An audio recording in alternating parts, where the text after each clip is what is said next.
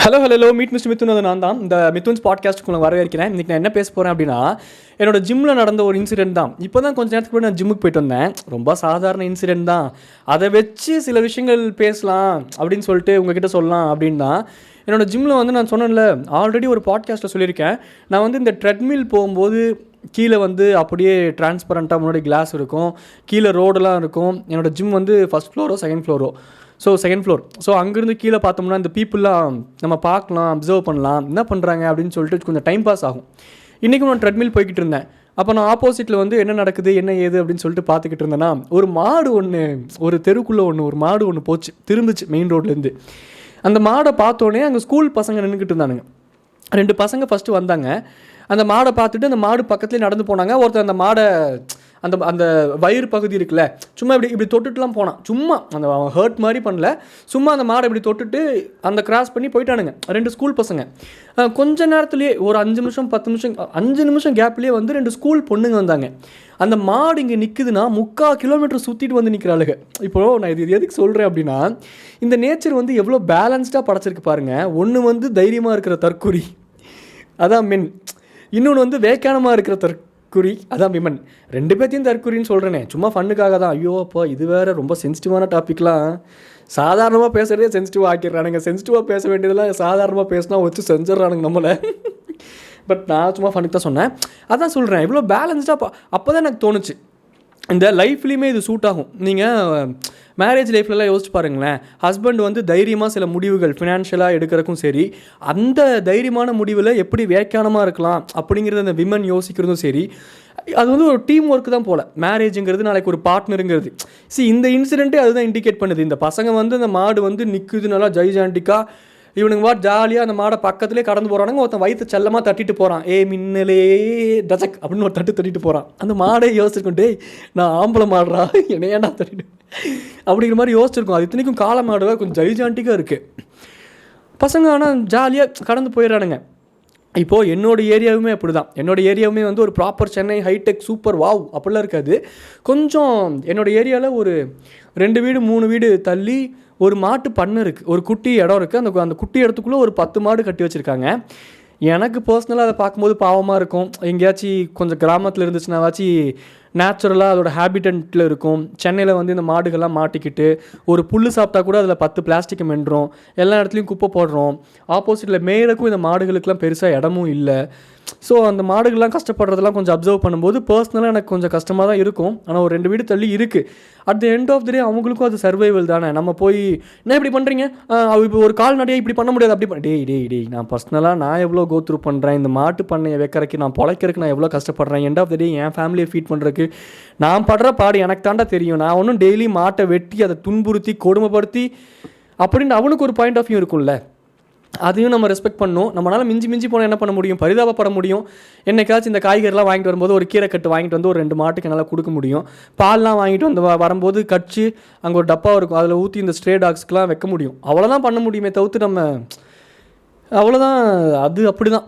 நம்ம சில பேரில் இருப்பாங்க, மாடை துன்புறுத்திக்கிறார், ஆச்சா போச்சா, எல்லாமே இட்ஸ் பார்ட் ஆஃப் லைஃப்னா இட்ஸ் பார்ட் ஆஃப் லைஃப். உண்மையாலுமே லிட்டலாக ஒருத்தன் வந்து எனக்கு தெரிஞ்ச ஒரு ப்ரோ இருக்கார். அவர் எனக்கு ஒரு நாள் கால் பண்ணார். ப்ரோ எனக்கு தெரிஞ்சு எங்கள் வீட்டுக்கு எதிர்த்தாப்பில் ஒருத்தவங்க டெய்லியும் வரான், காலையில் மாட்டை கட்டி போட்டுடுறான், கழுத்தோடு சேர்த்து இறுக்கி வர கட்டிடுறான், சாயந்தரம் வரைக்கும் அந்த மாடு நின்றுக்கிட்டே இருக்குது, ஒழுங்காக சோறும் வைக்கிறதில்ல தண்ணியும் வைக்கிறதில்ல. எங்கள் அப்பார்ட்மெண்ட் பீப்புளெலாம் பார்த்துட்டு இதுக்கு ஏதாச்சும் ஆக்ஷன் எடுக்கணுன்ட்டு இன்றைக்கி தான் ஏதோ கலவரமாக ஏதோ பேசிக்கிட்டு இருக்கானுங்க. அவன் ரொம்ப நக்கலாக பதில் சொல்லிட்டு போகிறான். நீங்கள் உங்கள் இன்ஸ்டா ஸ்டோரியில் போடுங்க, ஏதாச்சும் பண்ண முடியுமான்னு கேட்டார். நான் என்னோடய இன்ஸ்டா ஸ்டோரியில் வச்சேன். அப்புறம் இந்த சோஷியல் மீடியாவில் இந்த அனிமல் வெல்ஃபேர் பேஜஸ்லாம் 2-3 டேக் பண்ணேன். அதுலேருந்து சில ரெஸ்பான்சஸ்லாம் வந்துச்சு. அதில் அவர் நம்பர்லாம் கொடுத்து அங்கே காண்டாக்ட் பண்ணுங்கள் அப்படின்லாம் சொன்னேன். அது பேர் லிட்ரலாக ஒரு மாட்டை ஒரு உயிரினத்தை துன்புறுத்துறது. We can take action. But சில விஷயங்கள்லாம் ஆப்போசிட்டில் இருக்கவங்க ஷூஸ்லேருந்து யோசிச்சு பார்த்து நம்ம செயல்படணும்னு வச்சுங்களேன். சில விஷயங்கள் இயல்புனா அது இயல்பு தான். இப்போ லைன் இஸ் அ கார்னிவோரஸ், அது நேச்சர் அப்படின்னு நம்ம எப்படி ஒத்துக்கிறோமோ, humans are also carnivorous, omnivorous. Lion வந்து கார்னிவோரஸ், நம்மலாம் வந்து omnivorous. We eat both vegetables and chicken meat அப்படின்னா நம்ம ஒத்துக்கணும் தான். இப்போ காக்கா வந்து ஒரு ஆம்னிவோரஸ் தானே, அதனால் வந்து ஃப்ரூட்ஸும் சாப்பிட முடியும், ஒரு காக்கானால் பழங்களும் சாப்பிட முடியும், அட் த சேம் டைம் எலியும் அடிச்சு சாப்பிட முடியும். அது இயற்கை. அப்போ மனுஷன் மட்டும் அந்த இயற்கையை ஃபாலோ பண்ணோம் அப்படின்னா சில குரூப் ஆஃப் பீப்புளுக்கு ஒரு இலக்காரமான பார்வை நம்ம மேலே, இது மீட்டெல்லாம் அடித்து சாப்பிடுவியா, நான்லாம் ஒன்லி ஹெர்ப்ஸுப்பா, நான்லாம் பயங்கர அந்த ஒரு இதுக்கு நம்ம போயிடும், அந்த ஜட்மெண்ட்ஸுக்கே நம்ம போகக்கூடாது அப்படிங்கிறேன். நானும் கவனிச்சிட்டேன். மேக்ஸிமம் நீங்கள் கவனிச்சு பாருங்களேன், இந்த ஹியூமன்ஸ் கிட்ட மைனராக ஒரு கருத்தில் ஒரு சொசைட்டி ஃபார்ம் ஆகுதுல்ல. இப்போ எனக்கு ஒரு கருத்து இருக்குது, அந்த கருத்து வந்து ஒரு 10 பேர்த்துக்கு, ஒரு 100 பேர் இருக்க இடத்துல அந்த 10 பேர்த்துக்கு தான் அந்த கருத்து இருக்குதுன்னு வச்சுக்கோங்களேன். அந்த 10 பேர் நாங்கள் சேரும்போது நாங்கள் ரொம்ப இன்டெலெக்சுவலாக ஃபீல் பண்ணிக்கிறோம். நாங்கள் 10 பேரும், நம்ம 10 பேர் இந்த 100 பேர்த்த விட்டு எவ்வளோ டிஃப்ரெண்ட்டாக யோசிக்கிறோம் பார்த்தியா, we are all intellectuals, they are all idiots அப்படிங்கிற பார்வைக்கு போயிடுறாங்க. அந்த மாதிரி அந்த குட்டியாக சேரக்கூடிய அந்த ஒரு ப்ராப்பர் இன்டெலெக்சுவல் யார் தெரியுமா? ஒரு ப்ராப்பர் பிரெயினி, ஒரு ப்ராப்பர் அண்டர்ஸ்டாண்டிங் இருக்கிறவன் தான் ஒரு ப்ராப்பர் இன்டெலெக்சுவல். இம்பார், உன்னோட கருத்து உன்னோடது, நீ உன் லைஃப்பை வாழ், நான் இன்டர்ஃபியரே ஆகலை, பொழுது நிற்கும் 24 மணி நேரம் நான் கீரை மட்டும் தான் சாப்பிட்டு வாழ போகிறேன்னு நீ சொல்கிறியா, சந்தோஷம்டா, கும்பிடு போட்டு கேட்குறேன்டா, என்னமோ பண்ணு.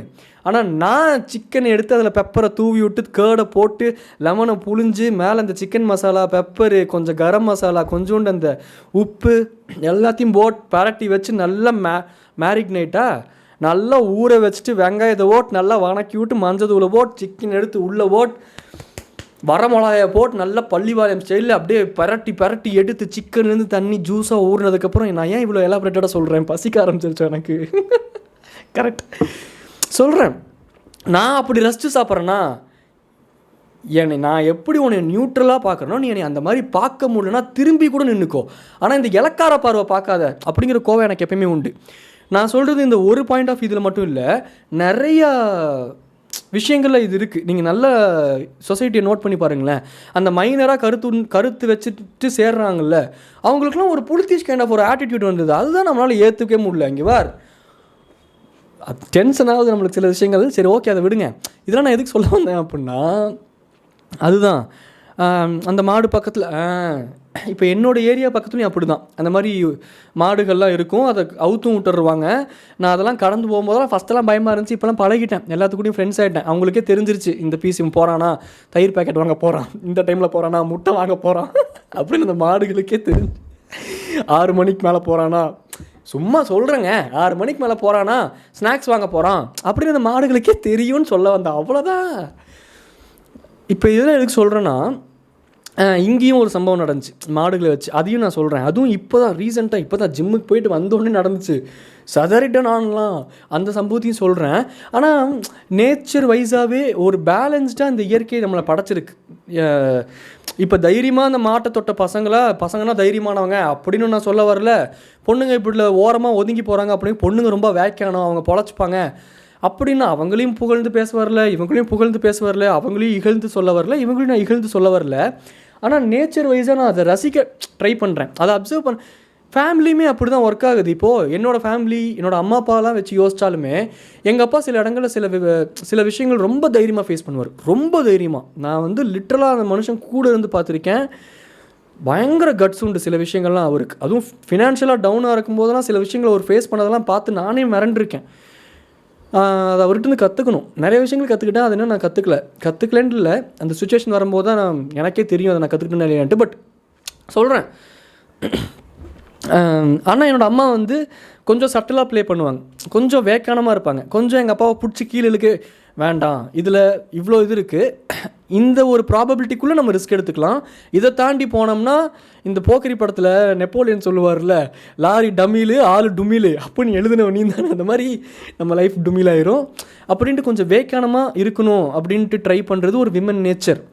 ரிஸ்க் எடுத்து பண்ணுவோம், வந்தால் மழை போனால் அடிச்சு தூக்கும் அப்படிங்கிறது ஒரு மென் நேச்சர் போல். அதெல்லாம் இன்றைக்கி காலைல சிம்பிளான ஒரு ஆக்ட்லேருந்து நான் அப்சர்வ் பண்ணது. அது நான் என்னோடய பெர்ஸ்பெக்டிவ் மட்டும்தான் நான் சொல்கிறேன், இது இப்படி தான் நான் சொல்ல வரல, நான் சொல்கிறேன். அப்புறம் ஜிம்மு முடிச்சுட்டு இங்கே வந்தேன். என் வீட்டுக்கு வந்தேன்னா நான் எப்பயுமே வந்து பைக்கை உள்ளே நிப்பாட்டிட்டு நடந்து போவேன். கொஞ்சம் தூரம் நடந்து போனால் ரைட் எடுத்தோம்னா ஒரு மளிகை கடை இருக்குது. ரெகுலராக அங்கே முட்டை வாங்குவேன். காலைல எப்பயுமே பைக்கை நிப்பாட்டிட்டு போவேன். ஏன்னா எனக்கு நடக்கிறது பிடிக்கும். பேசிக்காகவே எனக்கு நடக்கிறது ரொம்ப பிடிக்கும். I love walking.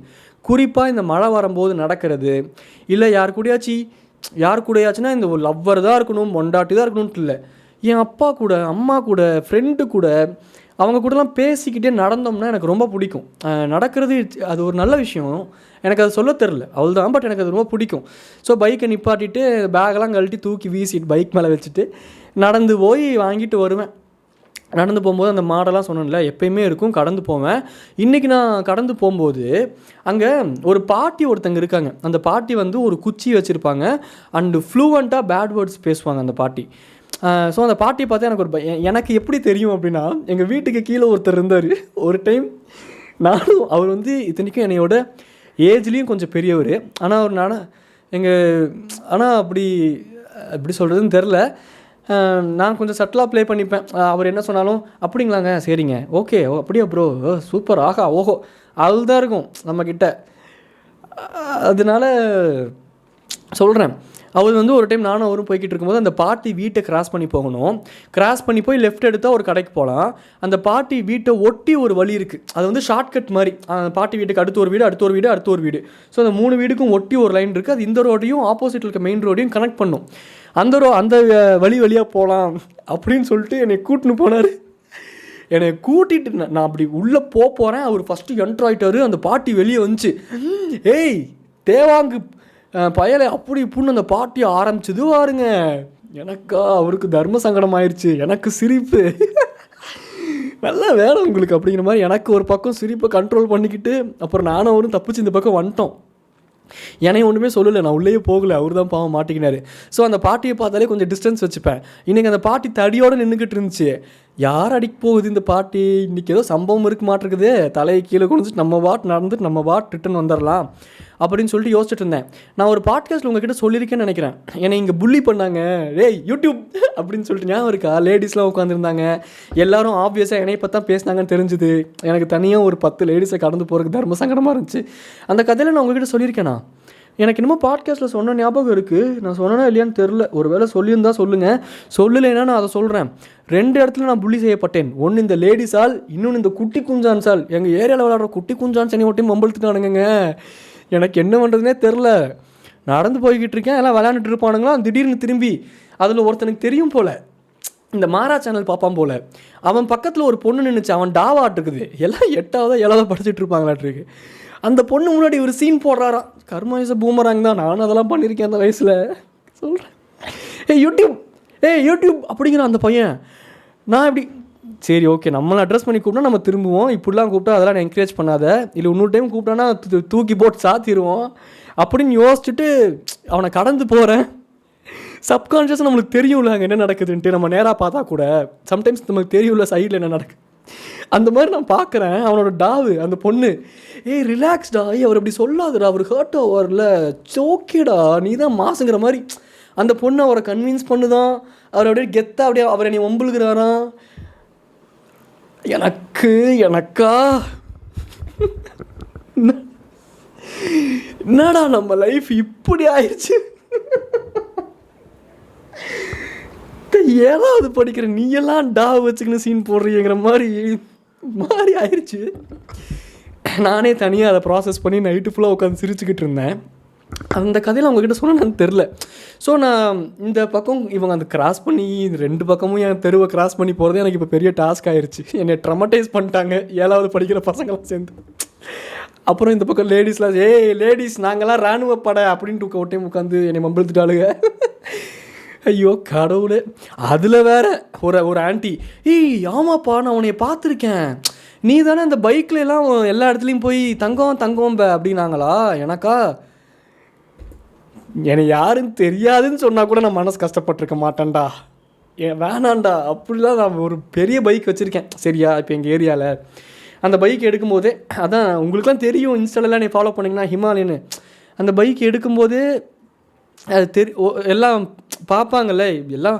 அதனால அந்த ஆண்டி இப்படி புரிஞ்சுக்கிச்சு போல். அந்த ஆண்டி யூடியூப்லாம் பார்க்கல, என்ன எல்லாருமே இவளுக்குலாம் சொல்கிறாளுங்க யூடியூப்னு, சரி நம்மளும் அடிச்சுடுவோம் அப்படின்ட்டு என்னை கேகேஎஃப் சூசன் கூட கம்பேர் பண்ணி சொல்லிடுச்சு. ஏய் தம்பி நீ தானே தெரியும் நீ இந்த பைக்கில் போவையில், இந்த பைக்கெலாம் மற்ற பசங்கிட்டலாம் கொடுத்து முறுக்க சொல்லுவில்ல.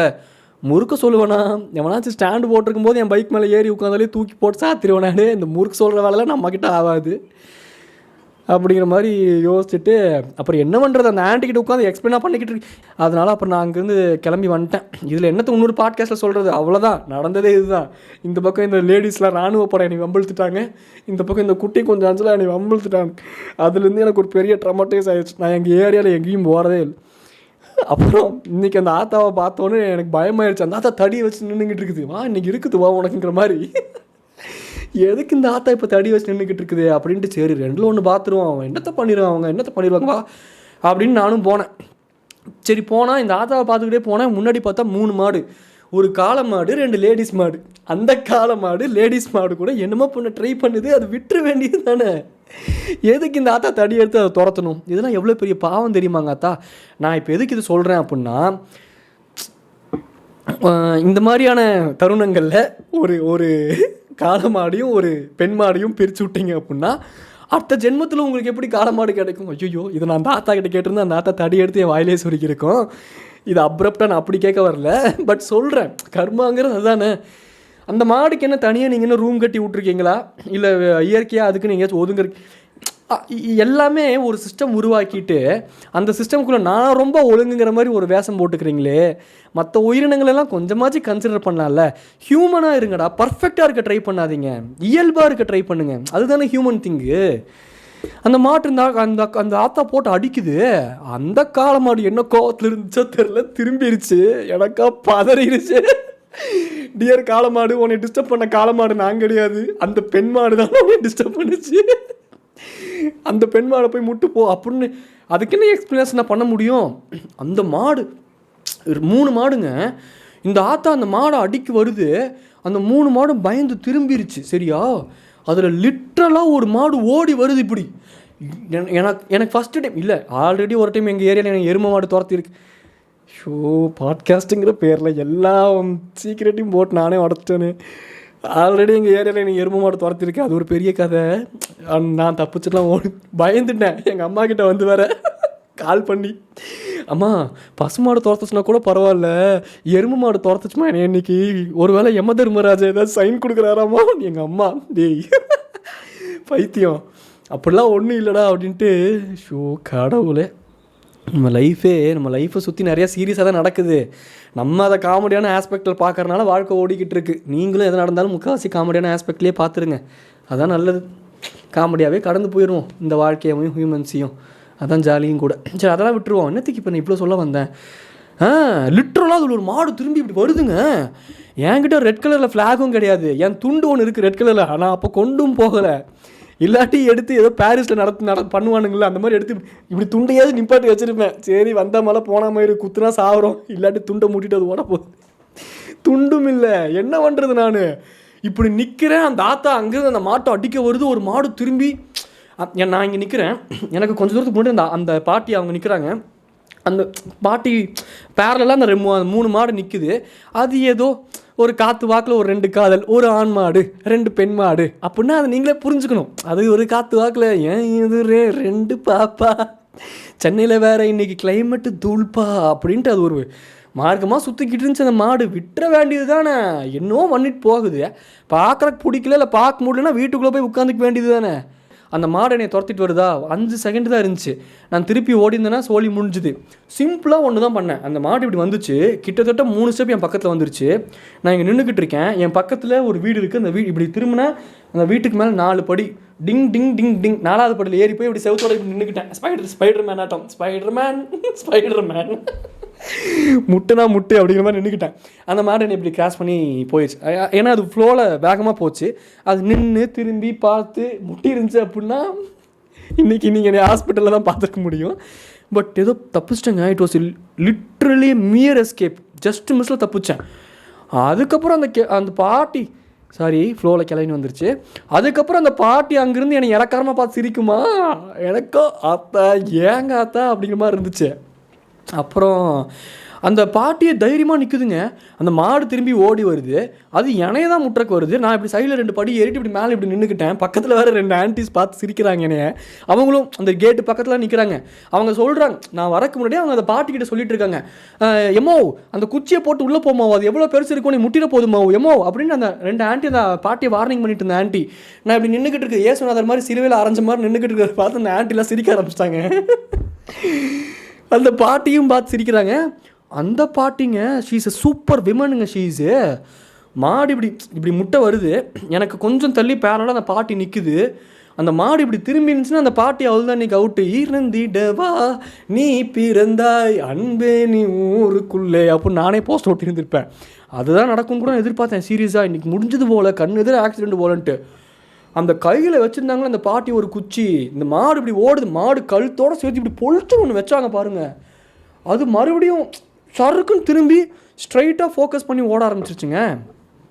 தெருவில் அந்த முக்கில் குட்டி பசங்க வேறு விளாண்டுட்டு இருக்கானுங்க. இந்த மாதிரி ஆக்சுவலாக அந்த பாட்டி பண்ணது தப்பு தான். அந்த மாதிரி பாட்டிங்களுக்கு புரிய மாட்டேங்குது. அதோட வீட்டுக்கு முன்னாடி நின்றுச்சான், அந்த மாடு நிற்கக்கூடாதான், அதையும் நின்று ஏதோ கண்டதும் பண்ணிருச்சான். என்ன போட்டு அப்படி அடிக்கிறீங்களே, என்னைய முட்டி கொத்திருந்துச்சுன்னா எங்கள் அப்பா அம்மாவுக்கு நீங்களே சொந்த வீடு கட்டி கொடுப்பீங்க.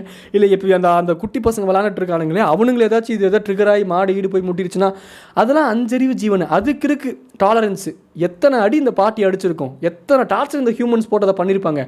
இன்றைக்கு வரைக்கும் எங்கள் ஏரியாவில் இருக்கிற மாடு எந்த மாடியும் முட்டி, எந்த ஹியூமன்ஸையும் முட்டியில் எந்த அலப்பறையும் பண்ணி, ஒரு 5 அறிவு ஜீவனுக்கு இருக்கிற டாலரன்ஸ் கூட ஒரு 6 அறிவு ஹியூமன்ஸுக்கு இல்லை. என்னடா ஹியூமன்ஸ் நம்ம ஆண்டா ரொம்ப உணர்ச்சி வசமாக பேசுகிறணும், கிரிஞ்சியாக மாறிடும். சரி ஓகே சொல்கிறேன். இன்றைக்கி இந்த சம்பவம் தான் நடந்துச்சு.